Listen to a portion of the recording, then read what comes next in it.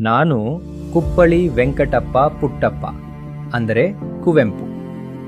ನಾನು ಶಿವಮೊಗ್ಗ ಜಿಲ್ಲೆಯ ತೀರ್ಥಹಳ್ಳಿ ತಾಲೂಕಿನ ಕುಪ್ಪಳ್ಳಿಯಲ್ಲಿ 1904ರ ಡಿಸೆಂಬರ್ 29ರಂದು ಬೆಳಗ್ಗೆ ಜನಿಸಿದೆ. ನನ್ನ ಆರಂಭಿಕ ವಿದ್ಯಾಭ್ಯಾಸ ಕೂಲಿಮಠದಲ್ಲಿ ಆಯಿತು.